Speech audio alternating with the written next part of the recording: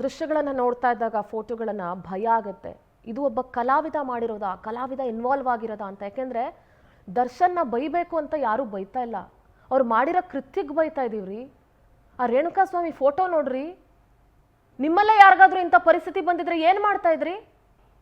ಅಥವಾ ನಿಮ್ಮ ಅಣ್ಣನಿಗೋ ನಿಮ್ಮ ತಮ್ಮನಿಗೋ ಅವನೇನೋ ಮೆಸೇಜ್ ಮಾಡ್ದ ಅಂತ ಅಂದ್ಬಿಟ್ಟು ಇಷ್ಟು ಕೆಟ್ಟದಾಗ ಸಾಯಿಸಿದ್ರೆ ಏನು ಮಾಡ್ತಾ ಇದ್ರಿ? ದರ್ಶನ್ ಅಭಿಮಾನಿಗಳು ಇಷ್ಟು ಜನ ಇದ್ದೀರಲ್ಲ, ಜಸ್ಟ್ ಥಿಂಕ್ ಮಾಡ್ರಿ. ನಿಮ್ಮ ಮನೇಲಿ ನಿಮ್ಮ ಅಣ್ಣ ತಮ್ಮ ಯಾರಾದರೂ ಆಯ್ತಪ್ಪ, ಯಾರಿಗೂ ಮೆಸೇಜೇ ಮಾಡಿಲ್ವಾ ನೀವುಗಳು? ಯಾರಿಗೂ ಏನೋ ಅಂದೇ ಇಲ್ವಾ ನೀವು? ಪ್ರಶ್ನೆ ಮಾಡ್ತಿರಲ್ಲ, ನಮ್ಮ ಬಾಸ್ ಮಾಡಿದ್ ಕರೆಕ್ಟು, ನಿಮ್ಮನೆ ಅಕ್ಕ ತಂಗಿರ್ಗೆ ಯಾವನಾದ್ರೂ ಮೆಸೇಜ್ ಮಾಡಿದ್ರೆ ಏನ್ ಮಾಡ್ತಿದ್ರಿ ಅಂತ. ನೀವ್ ಯಾವ ಹೆಣ್ಮಕ್ಳಿಗೂ ಕೆಟ್ಟ ಭಾಷೆ ಮಾತಾಡಿಲ್ವಾ? ನೀವ್ ಯಾವ ಹೆಣ್ಮಕ್ಳಿಗೂ ಕೆಟ್ಟದಾಗ ಕಮೆಂಟ್ ಮಾಡಿಲ್ವಾ ಸೋಷಿಯಲ್ ಮೀಡಿಯಾದಲ್ಲಿ? ದರ್ಶನ್ ವಹಿಸ್ಕೊಂಡು ಮಾತಾಡೋರು ಉತ್ತರ ಕೊಡ್ಬೇಕು ಇದಕ್ಕೆ. ಸುಖ ಸುಮ್ಮನೆ ದರ್ಶನ್ ಬಗ್ಗೆ ಬೈತಾ ಇಲ್ಲ. ಯಾಕೆ ದರ್ಶನ್ ಬಗ್ಗೆ ಮಾತನಾಡ್ತಾ ಇದೀವಿ? ಉಳಿದಿರೋ ಆರೋಪಿಗಳಿಲ್ವಾ ಅಂತಂದ್ರೆ ದರ್ಶನ್ ನಂಬ್ಕೊಂಡೇ ಉಳಿದಿದ್ದ ಆರೋಪಿಗಳು ಬಂದಿದ್ದು. ದರ್ಶನ್ ಇದ್ರಲ್ಲಿ ಇನ್ವಾಲ್ವ್ ಆಗಿಲ್ಲ ಅಂದಿದ್ರೆ ಅವ್ರನ್ನ ಕೈ ಎತ್ತು ಮುಗಿತಾ ಇದ್ವಪ್ಪ. ಅವ್ರ ಕಾಟೇರ ಸಿನಿಮಾ ಬಂದಾಗ ಕೆಟ್ಟ ಕೊಳಕ ಮಾತಾಡ್ತೀರಿ. ಏನ್ ಹೇಳ್ತೀರಿ ಇವಾಗ? ಈ ಫೋಟೋ ನೋಡಿ ಏನ್ ಆನ್ಸರ್ ಮಾಡ್ತೀರಿ?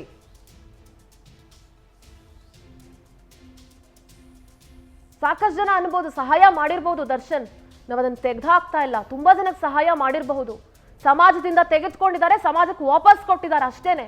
ಅದ್ರಲ್ಲಿ ಯಾವ ದೊಡ್ಡಸ್ತಿಕೆ ಇಲ್ಲ. ದರ್ಶನ್ನ ವಹಿಸ್ಕೊಂಡು ಮಾತಾಡೋರು, ನಮ್ಮ ಬಾಸ್ ಮಾಡಿದ್ ಕರೆಕ್ಟು ಅನ್ನೋರು ರೇಣುಕಾಸ್ವಾಮಿಯ ಪ್ರಾಣವನ್ನ ವಾಪಸ್ ತಂದು ಅವ್ರ ಕುಟುಂಬಕ್ಕೆ ಕೊಟ್ಟುಬಿಟ್ಟು ಅವಾಗ ನಿಮ್ ಬಾಸ್ ಬಗ್ಗೆ ಏನಾದ್ರೂ ಮಾತಾಡಿ. ಯಾರ್ರೀ ಬಾಸು? ಹೆತ್ತ ಅಪ್ಪ ಅಮ್ಮನಿಗೆ ಅನ್ನ ಹಾಕ್ತಿದ್ರೋ ಇಲ್ವೋ ಅಂತ ನೋಡ್ಕೊಳ್ಳಿ. ಹೆತ್ತ ತಂದೆ ಇದಾರಲ್ಲ, ಜನ್ಮ ಕೊಟ್ಟ ತಂದೆ, ಅವ್ರಿ ನಿಜವಾಗ್ಲೂ ಬಾಸು ಲೈಫ್ಗೆ. ಅವ್ರನ್ನ ಯಾವತ್ತಾದ್ರೂ ಗೌರವಿಸಿದಿರ? ಅದನ್ನ ನೋಡ್ಕೊಳ್ಳಿ ಫಸ್ಟ್. ಮನೇಲಿ ಅನ್ನ ಹಾಕ್ತಿರೋ ಇಲ್ವೋ ಗೊತ್ತಿಲ್ಲ, ಇಲ್ಲಿಗೆ ಬರ್ತೀರಾ ಮಾತಾಡಕ್ಕೆ. ಅಂಡ್ ರೇಣುಕಾಸ್ವಾಮಿ ಈ ಫುಟೇಜ್ಗಳನ್ನ ನೋಡಿದಾಗ ಬಹಳ ಸ್ಪಷ್ಟವಾಗ್ತಾ ಇದೆ ಯಾಕೆ ಪೊಲೀಸರು ಇಷ್ಟು ಗಟ್ಟಿ ನಿರ್ಧಾರವನ್ನ ಮಾಡಿದ್ರು ಈ ಪ್ರಕರಣದಲ್ಲಿ. ಯಾಕೆ ಮುಲಾಜಿಲ್ದಂಗೆ ದರ್ಶನ್ನ ಕರ್ಕೊಂಡು ಬಂದ್ರು ವಿಚಾರಣೆಗೆ ಅಂತ ಹೇಳಿ, ಆಮೇಲೆ ಅರೆಸ್ಟ್ ಮಾಡಿದ್ರು, ಈಗ ಒಳಗಡೆ ಕೂಡ ಇದ್ದಾರೆ ಅಂತ ಹೇಳಿದ್ರೆ. ಯಾಕೆ ಪೊಲೀಸರು ಮುಲಾಜ್ ಕೊಟ್ಟಿಲ್ಲ ಈ ಪ್ರಕರಣದಲ್ಲಿ ಅಂತ ಹೇಳಿದ್ರೆ, ಇಷ್ಟು ಕ್ರೂರವಾಗಿ ಆತನನ್ನ ಕೊಂದಿದ್ದಾರೆ, ಹಿಂಸೆ ಕೊಟ್ಟಿದ್ದಾರೆ. ಏನ್ ರೈಟ್ಸ್ ಇದೆ? ಯಾರ್ರೀ ದರ್ಶನ್? ಅಥವಾ ಪವಿತ್ರ ಗೌಡ ಯಾರು? ವಿನಯ್ ಯಾರು? ಪ್ರದೋಷ್ ಯಾರು? ಉಳಿದಂತಹ ಆರೋಪಿಗಳು ಯಾರು ರೇಣುಕಾಸ್ವಾಮಿ ಬದುಕಿನಲ್ಲಿ?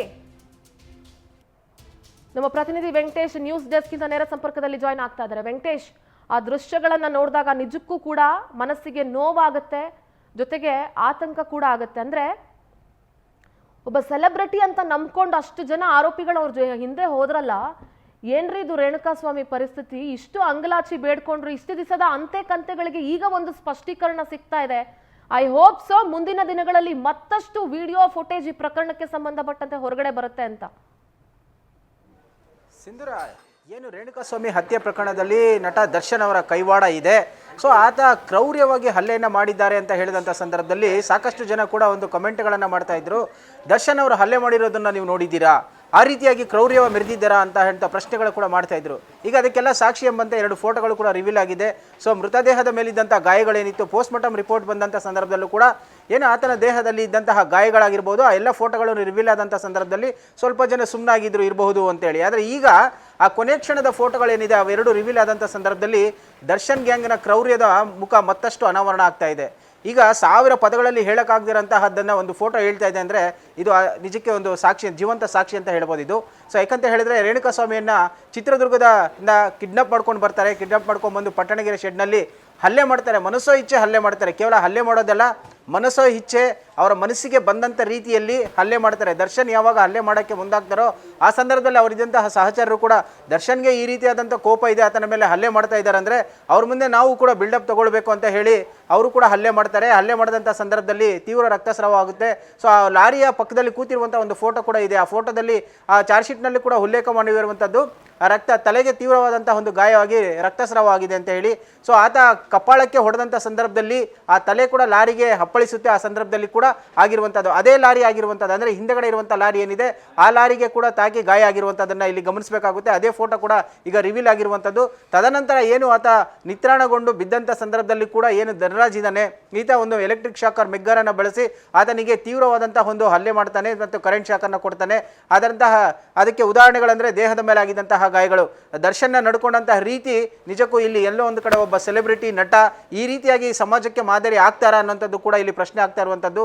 ಈ ಇಷ್ಟು ಜನ 17 ಜನ ಆರೋಪಿಗಳ ವಿರುದ್ಧ ಈಗಾಗಲೇ ಆ ರಾಜ್ಯದ ವಿವಿಧ ಜಿಲ್ಲಾ ಕಾರಾಗೃಹಗಳಲ್ಲಿ ಕೂಡ ಅವರು ಸೆರೆವಾಸವನ್ನು ಅನುಭವಿಸ್ತಾ ಇದ್ದಾರೆ. ಈಗ ಸದ್ಯಕ್ಕೆ ಒಂದೆರಡು ಫೋಟೋಗಳು ಏನಿದೆ ಅದು ಪ್ರಬಲ ಸಾಕ್ಷಿಗಳಂತ ಹೇಳಿದ್ರೆ ತಪ್ಪಾಗಲಾರ್ದು. ಯಾಕಂತೇಳಿದ್ರೆ ಈ ಒಂದು ಚಾರ್ಜ್ ಶೀಟ್ನಲ್ಲಿ 2 ಫೋಟೋಗಳನ್ನು ಉಲ್ಲೇಖ ಮಾಡಿದ್ದಾರೆ. ಇನ್ನಷ್ಟು ಫೋಟೋಗಳು ಕೂಡ ಇರುವಂಥದ್ದು, ವಿಡಿಯೋಗಳು ಕೂಡ ಇರುವಂಥದ್ದು. ಈ ಫೋಟೋ ನೋಡಿದಂಥ ಸಂದರ್ಭದಲ್ಲಿ ರೇಣುಕಾಸ್ವಾಮಿಯ ಒಂದು ಕುಟುಂಬ ಏನಿದೆ ನಿಜಕ್ಕೂ ಅವರು ಯಾವ ರೀತಿಯಾಗಿ ಅವರ ಒಂದು ಇಷ್ಟು ದಿನ ಅಂತ ಹೇಳಿದರೆ ಅವರು ನೋವನ್ನು ಪಡ್ತಾ ಇದ್ರು, ಸತ್ತಿದ್ದಾರೆ ಅಂತ ಹೇಳಿ ಗೊತ್ತಾಗ್ತಾ ಇದ್ರೆ ಈ ರೀತಿಯಾಗಿ ಕ್ರೌರ್ಯವನ್ನು ಅನುಭವಿಸಿದ್ರೆ ಆ ಕೊನೆ ಕ್ಷಣದಲ್ಲಿ ಅವರು ಪಟ್ಟಂತ ನರಕ ಯಾತನೆ ಅನುಭವಿಸಿದಂಥ ನೋವಿದೆಯಲ್ಲ ಅದು ಯಾವ ತಂದೆ ತಾಯಿಗೂ ಕೂಡ ಬೇಡ. ಆ ರೀತಿಯಾಗಿ ಈ ಒಂದು ಫೋಟೋಗಳು ಕೂಡ ಹೇಳ್ತಾ ಇರುವಂಥದ್ದು ಸಿಂಧೂರ. ಸದ್ಯಕ್ಕೆ ಈಗ 2 ಫೋಟೋಗಳು ಮಾತ್ರ ರಿವೀಲ್ ಆಗಿರುವಂಥದ್ದು. ಚಾರ್ಜ್ ಶೀಟ್ನಲ್ಲಿ ಉಲ್ಲೇಖ ಮಾಡಿರುವಂತಹ ಮತ್ತಷ್ಟು ಫೋಟೋಗಳಿದೆ, ಒಂದು ವಿಡಿಯೋಸ್ ಇದೆ. ಸೊ ಅದನ್ನಂತರ ಬಂದ ಸಮಾಜಕ್ಕೆ ಇವರು ಎಂಥ ರೀತಿಯಾದಂಥ ಕ್ರೌರ್ಯ ಮೆರೆದಿದ್ದಾರೆ ಅನ್ನೋದು ಇನ್ನಷ್ಟು ಕೂಡ ಸಾಕ್ಷಿಗಳು ಸಿಗುತ್ತೆ ಸಿಂಧೂರ. ಒಂದಂತೂ ನಾನು ಹೇಳ್ತೀನಿ ನೋಡಿ, ಇನ್ನೂ 10 ಫೋಟೋ ಬರಲಿ 100 ಫೋಟೋ ಬರಲಿ, ಮನುಷ್ಯರಾದವರು ಅರ್ಥ ಮಾಡ್ಕೊಳ್ತಾರೆ. ಆದರೆ ಮಾಡಿದ್ದೇ ಸರಿ, ರೇಣುಕಾಸ್ವಾಮಿ ಹಾಗೆ, ರೇಣುಕಾಸ್ವಾಮಿ ಅವ್ನು ಸರಿ ಇಲ್ಲ, ಅವ್ನು ಮಾಡಿದ ತಪ್ಪು ಅನ್ನೋದನ್ನ ನಾವು ಮೊದಲನೇ ದಿನದಿಂದನೂ ಹೇಳ್ತಾ ಇದ್ದೀವಿ. ಆದರೆ ಅದಕ್ಕೆ ಶಿಕ್ಷೆ ಕೊಡೋದಕ್ಕೆ ದರ್ಶನ್ ಯಾರೂ ಅಲ್ಲ, ರೇಣುಕಾಸ್ವಾಮಿಯ ತಂದೆನೂ ಅಲ್ಲ, ರೇಣುಕಾಸ್ವಾಮಿಯ ಅಣ್ಣನೂ ಅಲ್ಲ, ತಮ್ಮನೂ ಅಲ್ಲ, ಯಾರೂ ಅಲ್ಲ ರೀ. ದರ್ಶನ್ ಆಗಲಿ, ದರ್ಶನ್ ಜೊತೆ ಈಗ ಯಾರು ಒಳಗೆ ಹೋಗಿದ್ದಾರೆ ಅವ್ರು ಯಾರೂ ಆಗಲಿ. ಆದರೆ ಇನ್ನೊಂದಷ್ಟು ಫೋಟೋ ವಿಡಿಯೋಗಳು ಬಂದ ಮೇಲೆ ಆದ್ರೂ ಈ ಕೃತ್ಯ ಎಲ್ರಿಗೂ ಒಂದು ಪಾಠ ಆಗಬೇಕು. ಅಂದರೆ ಯಾರು ಕೂಡ ಕಾನೂನನ್ನು ಕೈಗೆತ್ತಿಕೊಳ್ಳಬಾರ್ದು ಅನ್ನುವಂಥದ್ದು ಒಂದು ಪಾಠ ಆಗಬೇಕು. ಮತ್ತೆ ಕೊಲೆ ಎಲ್ಲದಕ್ಕೂ ಸೊಲ್ಯೂಷನ್ ಅಲ್ಲ. ಮತ್ತೆ ಹೀರೋಯಿಸಮ್ ಏನಿದ್ರು ದುಡ್ಡು ತಗೊಂಡು ಸಿನಿಮಾ ಮಾಡಿ ಅಲ್ಲಿ ಪೋಸ್ಟ್ ಕೊಟ್ಟು ಹೋಗೋಕ್ಕಷ್ಟೇ. ರಿಯಲ್ ಲೈಫಲ್ಲಿ ಹೀರೋ ಆಗಬೇಕು ಅಂತಂದ್ರೆ ಅದಕ್ಕೆ ಬಹಳ ಒಳ್ಳೆಯ ವ್ಯಕ್ತಿತ್ವಗಳನ್ನು ರೂಪಿಸ್ಕೊಳ್ಬೇಕಾಗುತ್ತೆ. ಅಂಡ್ ಅದಷ್ಟು ಸುಲಭನೂ ಅಲ್ಲ. ಖಂಡಿತ ಸಿಂಧೂರ. ಯಾಕಂತ ಹೇಳಿದ್ರೆ ಸಿನಿಮಾದಲ್ಲಿ ಕೆಲವು ನಟರನ್ನ ರೋಲ್ ಮಾಡೆಲ್ ಆಗಿ ಯಾಕೆ ತೆಗೆದುಕೊಳ್ತಾರೆ ಅಂತ ಇವತ್ತಿಗೂ ನಾವು ನೋಡೋದಾದ್ರೆ ಅವರು ಏನು ಒಂದು ತೆರೆ ಮೇಲೆ ಅವರು ಮಾಡ್ತಾ ಇದ್ದಂಥ ಪಾತ್ರಗಳೇನಿದೆ ನಿಜ ಜೀವನದಲ್ಲೂ ಕೂಡ ಅವರು ಅಳವಡಿಸ್ಕೊಳ್ತಾ ಇದ್ರು, ಅದನ್ನು ಕೂಡ ಜನ ಅನುಕರಣೆ ಮಾಡ್ತಾ ಇದ್ರು. ಹಾಗಾಗಿ ಅವರನ್ನ ಅಭಿಮಾನಿಗಳು ಸಾಕಷ್ಟು ಆರಾಧಿಸ್ತಾ ಇದ್ರು. ಆದರೆ ಇಂಥ ರೀತಿಯಾದಂಥ ಕೃತ್ಯಗಳನ್ನು ಮಾಡೋದ್ರಿಂದ ಕೂಡ ಅಭಿಮಾನಿಗಳು ಮತ್ತೆ ಅವರನ್ನು ಫಾಲೋ ಮಾಡ್ತಾರೆ. ಅವ್ರು ಮಾಡಿದ್ದೇ ಸರಿ ಅಂತ ಹೇಳೋದಾದ್ರೆ ನಿಜಕ್ಕೂ ಕಾನೂನಿನ ಅರಿವು ಅವರಿಗಿಲ್ವಾ ಅಥವಾ ಅವ್ರನ್ನ ಫಾಲೋ ಮಾಡ್ತಾವ್ರು ಇವರಿಗಿಲ್ವಾ ಅನ್ನೋಂಥದ್ದು ಕೂಡ ಇಲ್ಲಿ ಪ್ರಶ್ನೆ ಮೂಡುವಂಥದ್ದು. ಯಾಕಂತಂದ್ರೆ ತಪ್ಪು ಮಾಡಿದಂಥ ಸಂದರ್ಭದಲ್ಲಿ ಕಾನೂನು ಇರುತ್ತೆ, ಕಾನೂನಿನ ಮೂಲಕವಾಗಿ ಶಿಕ್ಷೆಯನ್ನು ಕೊಡುವಂತಹ ಕೆಲಸವನ್ನು ಮಾಡಬೇಕೆ ವಿನಃ ತಾವೇ ಈ ಒಂದು ಕಾನೂನನ್ನು ಕೈಗೆತ್ಕೊಂಡು ಈ ರೀತಿಯಾಗಿ ಹಲ್ಲೆ ಮಾಡುವುದು, ಹತ್ಯೆ ಮಾಡೋದು ಆಗ್ತಾ ಇದ್ರೆ ಸಮಾಜದಲ್ಲಿ ಕಾನೂನು ಎಲ್ಲಿರುತ್ತೆ? ಮತ್ತೆ ಈ ಒಂದು ಪ್ರಕರಣಕ್ಕೆ ಸಂಬಂಧಪಟ್ಟಂತೆ ಹಲ್ಲೆ ಆಗಿ ಈಗ ಏನು ಒಂದು ಮೃತದೇಹ ಸಿಕ್ಕಂತ ಸಂದರ್ಭದಲ್ಲಿ ಕೂಡ ಅಲ್ಲಿದ್ದಂತಹ ಸೆಕ್ಯೂರಿಟಿ ಗಾರ್ಡ್ ಏನಿದ್ದಾರೆ ಈ ಒಂದು ಸಾಕ್ಷಿಯನ್ನು ಹೇಳಬಾರ್ದು ಅಂತ ಹೇಳಿ ಕೂಡ ಅವ್ರ ಮೇಲೆ ಕೂಡ ಧಮಕಿ ಹಾಕಿದ್ರು ಅನ್ನೋದು ಕೂಡ ಗೊತ್ತಾಗ್ತಾ ಇದೆ. ಈ ನಟರೇ ಈ ರೀತಿಯಾದಂತಹ ಸಮಾಜದಲ್ಲಿ ನಡ್ಕೊಳ್ತಾ ಇದ್ರೆ ಇನ್ನು ಸಾಮಾನ್ಯ ಜನರ ಬದುಕು ಹೇಗಾಗ್ಬೋದು? ಒಂದು ವೇಳೆ ಏನಾದರೂ ಇದು ಆ 3 ಜನ ಬಂದು ತಾವು ಕೊಲೆ ಮಾಡಿದ್ದೀವಿ ಅಂತ ಹೇಳಿ ಸರೆಂಡರ್ ಆಗ್ತಾರೆ, ಆ ಸಂದರ್ಭದಲ್ಲಿ ಏನಾದರೂ ಪೊಲೀಸರು ನಿಜವಾದ ರೀತಿಯಲ್ಲಿ ತನಿಖೆಯನ್ನು ಮಾಡದೇ ಇದ್ದಿದ್ರೆ ಈ ಒಂದು ಪ್ರಕರಣದಲ್ಲಿ ನಟ ದರ್ಶನ್ ಅವರು ಕೂಡ ಎಸ್ಕೇಪ್ ಆಗುವ ಸಾಧ್ಯತೆ ಕೂಡ ಇತ್ತು. ಪೊಲೀಸರ ಈ ಒಂದು ಕೆಲಸಕ್ಕೆ ನಿಜಕ್ಕೂ ಹ್ಯಾಟ್ಸ್ ಆಫ್ ಹೇಳಲೇಬೇಕು. ಯಾಕಂತ ಹೇಳಿದ್ರೆ ಕಾನೂನಿನ ದೃಷ್ಟಿಯಲ್ಲಿ ಎಲ್ಲರೂ ಕೂಡ ಒಂದೇ, ಯಾವ ಸೆಲೆಬ್ರಿಟಿ ಆಗಿರಲಿ ಸಾಮಾನ್ಯ ಪ್ರಜೆ ಆಗಿರಲಿ ಎಲ್ಲರೂ ಕೂಡ ತಪ್ಪು ಮಾಡಿದವರು ಶಿಕ್ಷೆ ಅನುಭವಿಸಲೇಬೇಕು ಅನ್ನೋದು ಕೂಡ ಅವರ ಒಂದು ಏನು ಅಜೆಂಡಾ ಆಗಿತ್ತು. ಆ ಹಿನ್ನೆಲೆಯಲ್ಲಿ ನಟ ದರ್ಶನ್ ಅವರ ಹೆಸರು ಕೇಳಿ ಬರ್ತಿದ್ದಂಗೆ ಕೂಡ ಅವ್ರನ್ನು ಕೂಡ ಕರ್ಕೊಂಡ್ಬಂದು ಈ ಒಂದು ಕೇಸ್ನಲ್ಲಿ ಫಿಟ್ ಮಾಡಿರುವಂಥದ್ದು ಸಿಂಧೂರ. ವೆಂಕಟೇಶ್, ಬಹಳ ಸುಲಭವಾಗಿ ದುಡ್ಡು ಕೊಟ್ಬಿಟ್ಟಿದ್ದೀನಿ, ಯಾರೋ 3 ಜನ ಹೋಗಿ ಸರೆಂಡರ್ ಆಗಿದ ತಕ್ಷಣ ಪೊಲೀಸರು ನಂಬಿಡ್ತಾರೆ ಅಂತ ಅಂದ್ಕೊಂಡಿದ್ರೇನೋ ಬಹುಶಃ ದರ್ಶನ್. ಅಥವಾ ಏನಾದರೂ ನನ್ನ ಹೆಸರು ಬಂದ್ರೂ ಒಂದಷ್ಟು ಜನ ಸಚಿವರಿದ್ದಾರೆ, ಪೊಲಿಟಿಕಲಿ ಬ್ಯಾಕಪ್ ಇದೆ, ಯಾರಾದರೂ ನನ್ನನ್ನು ಬಚಾವ್ ಮಾಡ್ತಾರೆ ಅಂತಲೂ ಕೂಡ ಅಂದ್ಕೊಂಡಿದ್ರು ಅಂತ ಅನ್ಸುತ್ತೆ. ಆದರೆ ಈ ವಿಚಾರದಲ್ಲಿ ಸರ್ಕಾರಕ್ಕೆ ನಾವು ಮೆಚ್ಚುಗೆಯನ್ನು ವ್ಯಕ್ತಪಡಿಸಬೇಕು. ಯಾಕಂದರೆ ಯಾವ ಒತ್ತಡಕ್ಕೂ ಮಣಿಯದೆ, ಯಾರ ಒಂದು ರಿಕ್ವೆಸ್ಟ್ಗೂ ಮಣಿಯದೆ ಸರ್ಕಾರ ನಿರ್ದಾಕ್ಷಿಣ್ಯವಾಗಿ ಕ್ರಮವನ್ನು ತೆಗೆದುಕೊಂಡಿದೆ. ಆ್ಯಂಡ್ ಪೊಲೀಸರು ಅಷ್ಟೇನೆ, ಸರ್ಕಾರ ಫ್ರೀ ಹ್ಯಾಂಡ್ ಬಿಟ್ಟಿರೋದಕ್ಕೆ ಪೊಲೀಸರು ಕೂಡ ಇದರಲ್ಲಿ ದರ್ಶನನ್ನ ಸೇವ್ ಮಾಡುವಂಥ ಯಾವ ಕೆಲಸಕ್ಕೂ ಒಂದು ಆಪ್ಷನ್ಗೂ ಮುಂದಾಗಲಿಲ್ಲ. ಅವರು ಫ್ರೀ ಹ್ಯಾಂಡ್ ಆಗಿ ಯಾವೆಲ್ಲ ತನಿಖೆ ನಡೆಸಬೇಕು, ಯಾವ್ಯಾವ ಆಯಾಮಗಳಲ್ಲಿ ನಡೆಸಬೇಕು ಆ ರೀತಿ ನಡೆಸಿದ್ದಾರೆ. ಬಟ್ ಬಹುತೇಕ ದರ್ಶನ್ನ ಈ ಕೃತ್ಯ ಇದೆಯಲ್ಲ ಅಥವಾ ದರ್ಶನ್ ಜೊತೆ ಸೇರ್ಕೊಂಡು ಎಲ್ಲರೂ ಮಾಡಿರೋ ಕೃತ್ಯ ಇದೆಯಲ್ಲ, ಈ ವಿಚಾರದಲ್ಲಿ ಪೊಲೀಸರು ಬಹಳ ಬಹಳ ಪ್ರಮುಖವಾದಂಥ ಪಾತ್ರ ವಹಿಸಿದ್ದಾರೆ ವೆಂಕಟೇಶ್. ಖಂಡಿತ ಸಿಂಧರ್, ಎಕ್ಸಾಕ್ಟ್ಲಿ ನೀವು ಹೇಳಿದ್ದು ಕರೆಕ್ಟ್. ಯಾಕಂತ ಹೇಳಿದ್ರೆ ಈ ಪ್ರಕರಣದಲ್ಲಿ ದರ್ಶನ್ ಹೆಸರು ಕೇಳಿ ಬರ್ತಿದ್ದಂಗೆ ಪೊಲೀಸರು ಕೂಡ ಕಮಿಷನರ್ ಅವರಿಗೆ ಮಾಹಿತಿಯನ್ನು ಕೊಡ್ತಾರೆ. ಏನು ಒಂದು ಫೋಟೋಗಳನ್ನು ನೋಡಿದಂಥ ಸಂದರ್ಭದಲ್ಲಿ ಕೂಡ ಕಮಿಷನರ್ ಅವರು ಸಿದ್ದರಾಮಯ್ಯ ಅವರ ಹತ್ರ ಕೂಡ ಕೇಳ್ತಾರೆ, CM ಹತ್ರ, ಈ ಒಂದು ಪ್ರಕರಣದಲ್ಲಿ ನಟ ದರ್ಶನ್ ಭಾಗಿಯಾಗಿದ್ದಾರೆ ಅಂತ ಹೇಳಿ. ಅಂದರೆ ಅವರು ಕೇಳುವಂಥದ್ದು ಕನ್ಫರ್ಮ್ ಆಗಿದೆಯಾ ಅನ್ನುವಂಥದ್ದು. ಯಾಕಂತ ಹೇಳಿದ್ರೆ ಸಾಕಷ್ಟು ಜನ ಫಾಲೋವರ್ಸ್ನ ಹೊಂದಿರುವಂಥದ್ದು, ವಿನಾಕಾರಣ ಕೂಡ ನಾವು ಆರೋಪ ಮಾಡಬಾರ್ದು ಅಂತ ಹೇಳಿ. ಯಾವಾಗ ಇದರಲ್ಲಿ ಅವರು ಪಾತ್ರ ಕನ್ಫರ್ಮ್ ಆಗ್ತಾ ಇದ್ದಂತೆ ಹೇಳಿದಂಥ ಸಂದರ್ಭದಲ್ಲಿ ಕಮಿಷನರ್ ಅವರು ಕೂಡ ತನಿಖಾಧಿಕಾರಿಗಳಿಗೆ ಫ್ರೀ ಹ್ಯಾಂಡನ್ನು ಕೊಡ್ತಾರೆ. ಯಾವುದೇ ರೀತಿಯಾದಂತಹ ಕರೆ ಬರಲಿ, ಯಾರೇ ಫೋನ್ ಮಾಡಿದ್ರು ಕೂಡ ಇದಕ್ಕೆ ನೀವು ರೆಸ್ಪಾನ್ಸ್ ಮಾಡಬಾರ್ದು, ನಿಮ್ಮ ಕೆಲಸ ಏನಿದೆ ನೀವು ಅಚ್ಚುಕಟ್ಟಾಗಿ ಮಾಡಿ ಅಂತ ಹೇಳಿ. ಸೊ ಆ ಸಂದರ್ಭದಲ್ಲಿ ನೇರವಾಗಿ ಮೈಸೂರಿಗೆ ಹೋಗಿ ದರ್ಶನನ್ನು ಕರ್ಕೊಂಡು ಬರುವಂಥ ಸಂದರ್ಭದಲ್ಲಿ ಕೂಡ ಸಾಕಷ್ಟು ಜನ ಸಚಿವರು, ಶಾಸಕರು ಸೇರಿದಂತೆ ವಿವಿಧ ಏನು ಒಂದು ನಾಯಕರುಗಳು ಕೂಡ ಫೋನನ್ನು ಮಾಡ್ತಾರೆ. ಯಾವುದಕ್ಕೂ ಕೂಡ ಕೇರ್ ಮಾಡೋದಿಲ್ಲ. ಕರ್ಕೊಂಡು ಬಂದು ಅನ್ನಪೂರ್ಣೇಶ್ವರಿ ನಗರ ಪೊಲೀಸ್ ಠಾಣೆಯಲ್ಲಿ ಕೂರಿಸಿ ವಿಚಾರಣೆಯನ್ನು ಮಾಡ್ತಾರೆ. ವಿಚಾರಣೆ ಸಂದರ್ಭದಲ್ಲೂ ಕೂಡ ಸಾಕಷ್ಟು ಆಮಿಷಗಳು ಬರುತ್ತೆ.